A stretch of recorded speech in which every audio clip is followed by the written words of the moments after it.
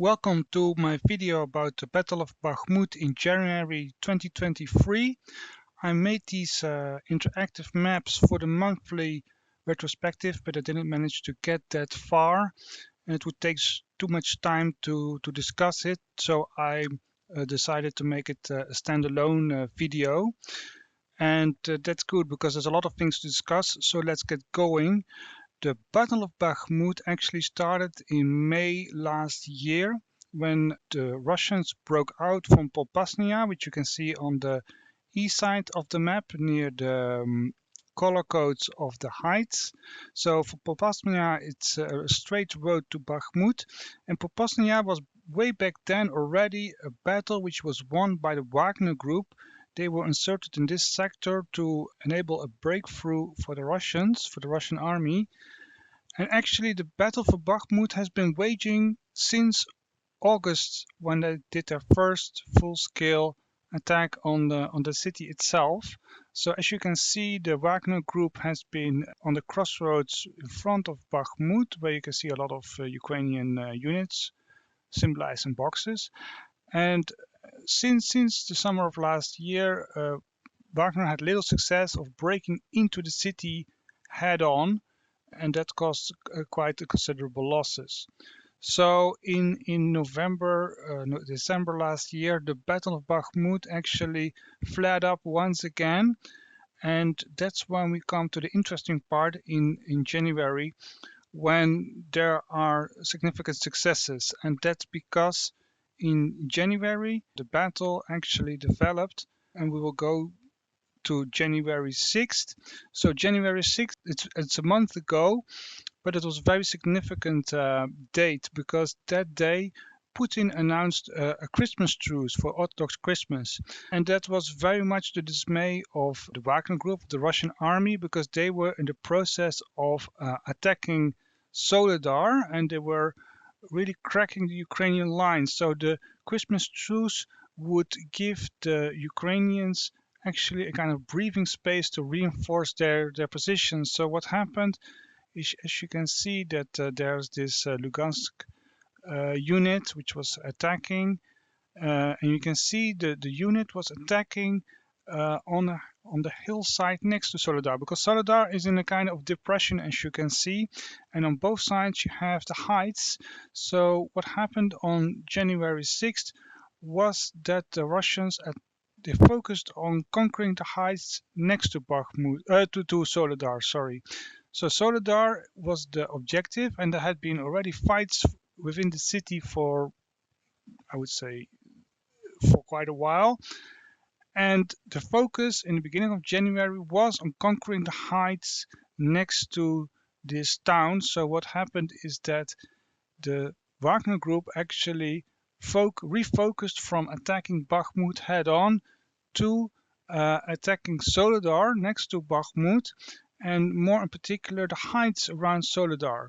So there were two pushes, and this led to the situation in which the Ukrainians were not only attacked head-on, but also from the sides of the heights on both sides of this mining town. And this led to a very bad situation for the 128th Mountain Brigade, the Ukrainian brigade, which was already fighting the city for a long time. So this brigade is a quite interesting unit because it is coming from the mountains in Ukraine, the Carpathian Mountains in the west side of the country, where there are also a lot of Hungarians which live there. So this unit also consisted of these minorities, and that makes it an interesting unit in my personal opinion. So what happened actually was also interesting, is that the Wagner attack on the heights cost them a lot of losses, and this led to an iconic picture of dozens of dead Wagner soldiers. But what also is important to note is that these losses actually led to a concrete result, meaning that Soledar was being enveloped from both sides, and that the Ukrainian troops were as a result in a very bad position. So again, we will move the Wagner forces forward, and they could now attack the town from three sides basically. So January 7th is actually Christmas Day in the Orthodox Church. So you can see here the 17th and the 63rd Mechanized Brigade. So the 17th Tank Brigade and the 63rd Mechanized Brigade, they were standing on the other side of the river near Bakhmut as a kind of reserves.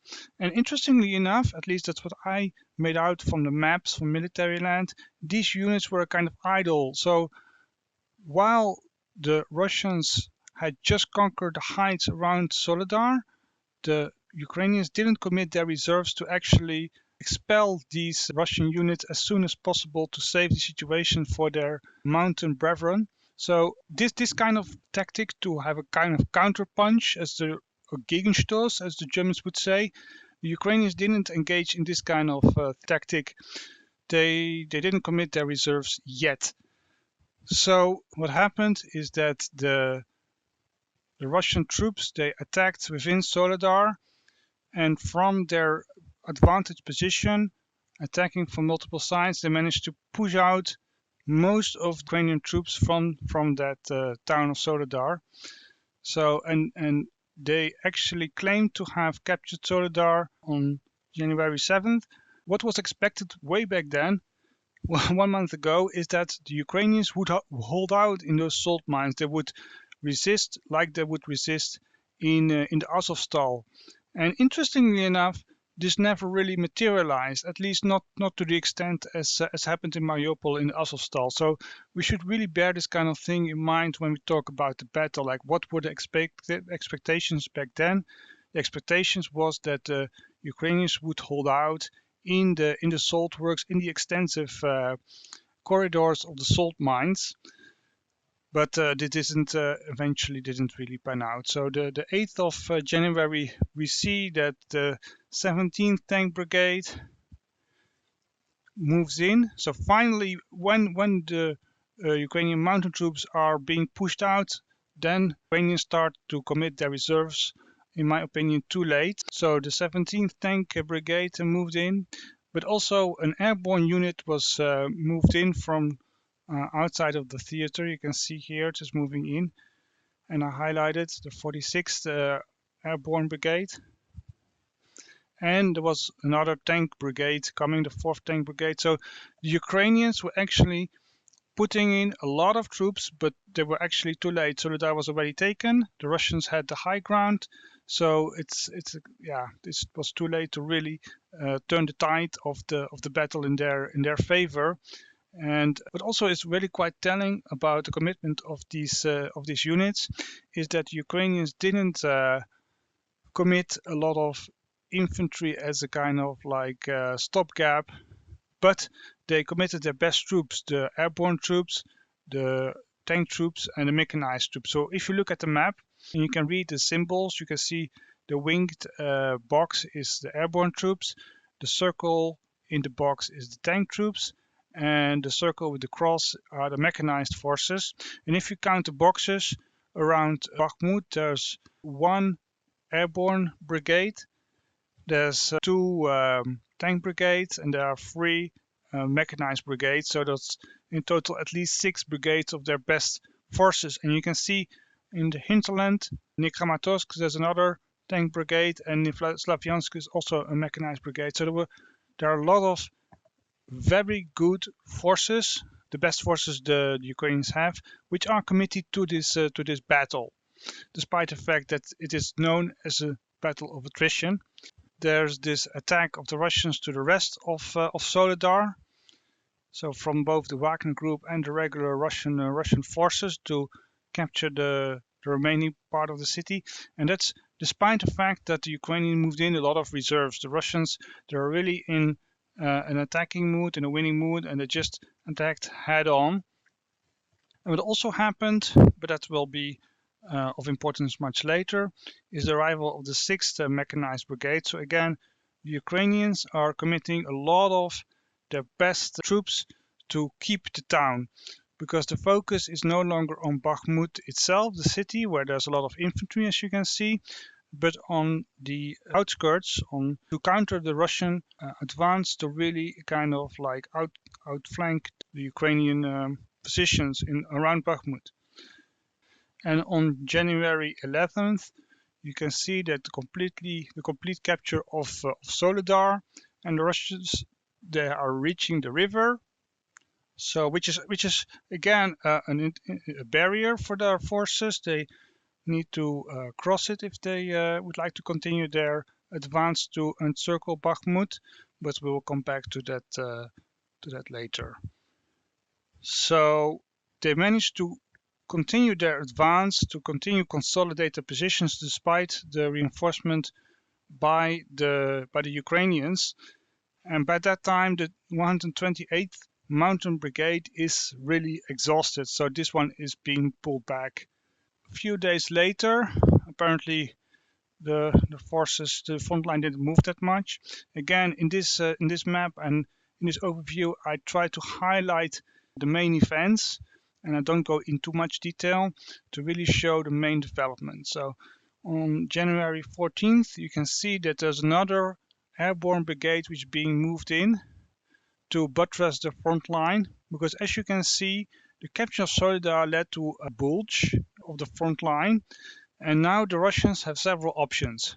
They could go north towards Seversk and really try to cut off the forces of Ukraine on the east bank of the river, or they could go forward to actually envelop Bakhmut and outflank their positions of the Ukrainian army in Bakhmut, or they can go south to really break into Bakhmut from the north.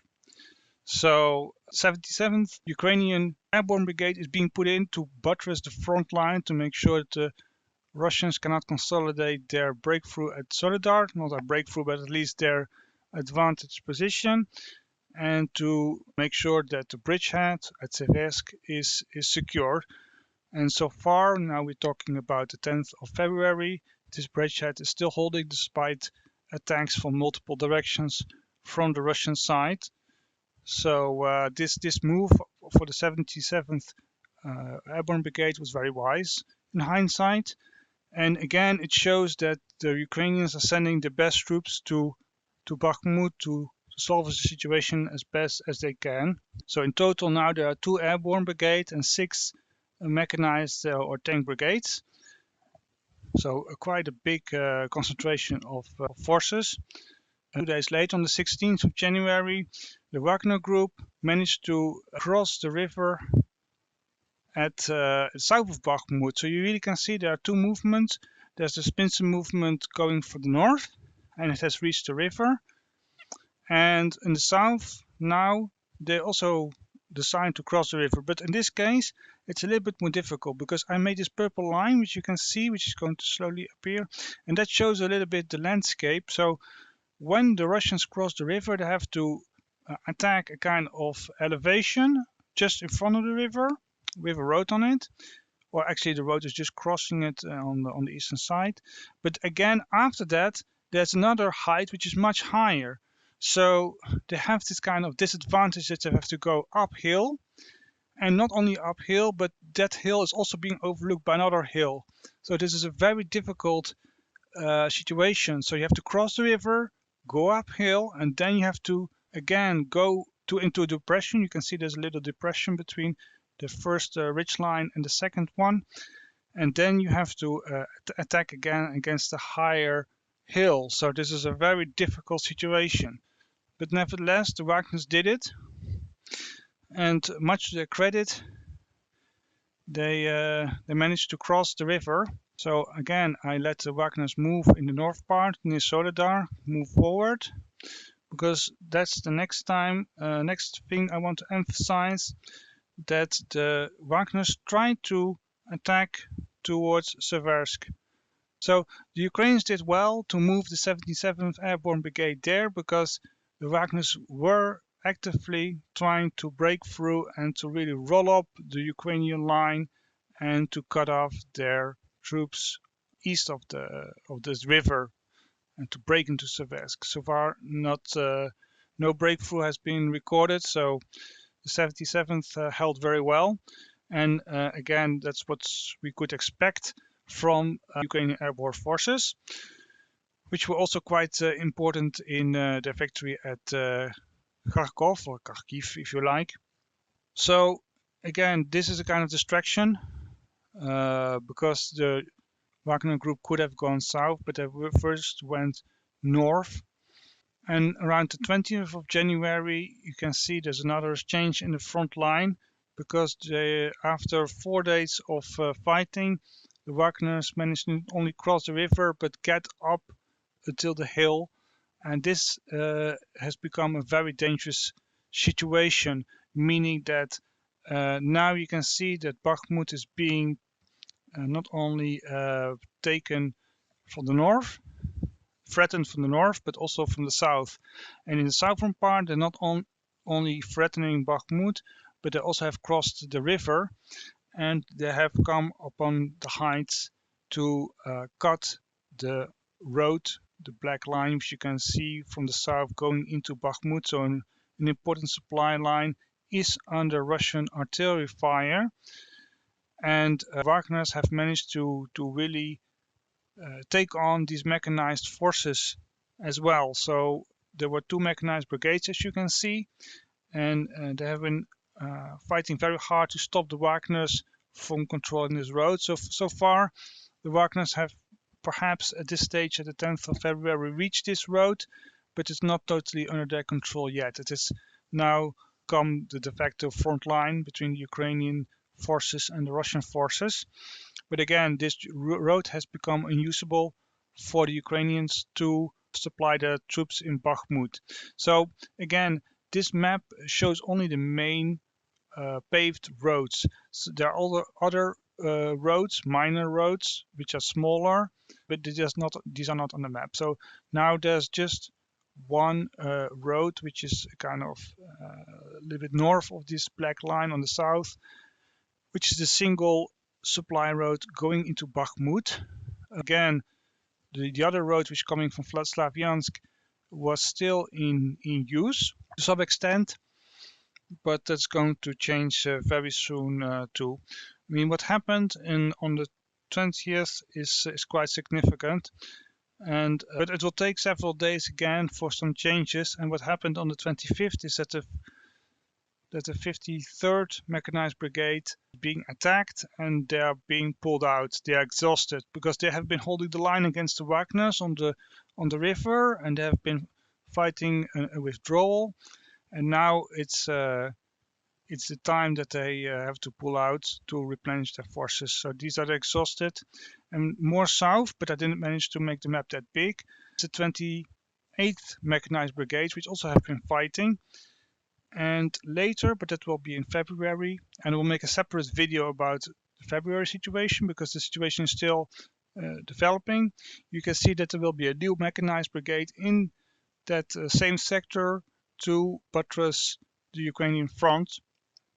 Interestingly enough, they really put down their best forces, and those light forces like the 125th and the 127th brigades, they are basically not really committed. They stay in the rear. So that's really quite significant. So you might expect that the Ukrainians would put their light infantry in the front to really break the momentum of the Russian attack and then counterpunch with the mechanized forces. But actually they do the opposite, that the light troops stay in the back to secure the rear, and that their best forces are in the front. So if the Russians attack, they hit the best troops right away with their artillery. So this is not the way I would conduct this defense, to be honest. You would use your mechanized forces for counter punches and not as frontline troops. It reminds me a little bit of Normandy, when the Germans also had to buttress their front with their armored units, the best units, and as a result they were exposed to artillery fire and they were suffering heavy losses without doing much damage to the Allies, meaning that they cannot be used as they are intended to be used, meaning in a mobile role, in a counter punch role or an offensive role. They're just being put in the front line as regular units, which is really a pity. So again, the 27th of January, the Wagner in the north attacks now in a different direction. So the attack at Blahodatne, That's a little town just across the river. So what happened is that the Wagner forces, they waded through the ice-cold river, they get into the town, and they managed to have a toehold over this river, so which is quite significant. If you can see all the Ukrainian forces, and these are the best forces, and nevertheless the Wagners managed to have a toehold over the river, and now at February 10th you can see that this bridgehead has really expanded quite significantly, again against all odds, against this big concentration of Ukrainian troops. And what also happened is that the Wagners attacked near Seversk. So despite the fact that they have already banged their head against the 77th Airborne Brigade for 10 days by now, because they started on January 16th, they have no real breakthrough or no real success. So on January 27th, they really increased the pressure on the front line in the Seversk sector in the hope that this would compel the Ukrainian forces to retreat. But so far, this has not materialized yet. So back then, the 27th, I was expecting that troops would have been withdrawn, because there's not so much use to keep this bridgehead. This kind of exposure of your troops could have been used to counteract the Wagners which are encircling Bakhmut. For example, you have the 10th Mountain Brigade and the 54th Mechanized Brigade just north of Seversk. These units could have been used for a counterpunch against the Wagners south of Bakhmut, but now they're lying idle in a bridgehead which will eventually have to be evacuated if the Russians are successful at Bakhmut. So I don't see why the Ukrainians would keep these forces over there. They could shorten their front line and have at least 3 brigades, if you count the 77th, in to counterattack. But again, that's just the way they perform the battle so far, is really holding on to positions which actually are not very advantageous, and actually they tie down the Ukrainian forces where they can be needed somewhere else. So the 27th sees this attack towards Seversk, which is unsuccessful, by the way. The Russians, they tried to break into Bieloholivka in the north, where the 241st Light Infantry Brigade is located, without any success. So then we come to the end of January, which is kind of, in my opinion, an anticlimax, meaning that the Wagner Group has been trying to break into Bakhmut since August last year. So if you count August, September, October, November, December, January, so 6 months. And at the end of January, they tried to do it again. So they are attacking from the north, attacking from the east, to break into Bakhmut, into this kind of vicious hand-to-hand, house-to-house fighting, which causes generally a lot of losses, or at least it's a quite wasteful battle. And you really would wonder why they would do that, because they are basically on the verge of encircling Bakhmut. They have been establishing bridgeheads on both sides of the river, which are holding. So it's really a little bit puzzling for me why they would attack in the city itself. But again, that's the wisdom of command on either side. Again, this has been roughly developments in January on the front line in Bakhmut.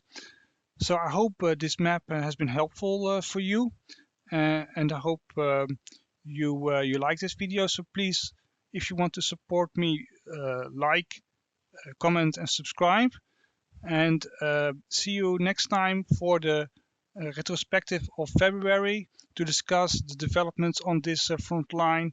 There's a lot of exciting things going on right now, so let's see how this battle develops and whether the Ukrainians are going to counterattack at some stage, or whether there will be a retreat towards the mountain ridge, which you can see between Mykolaiivka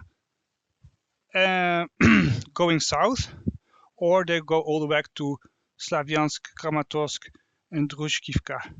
We will see how it all develops. For now, I wish you have a good day, and I hope to see you soon for new material on my channel.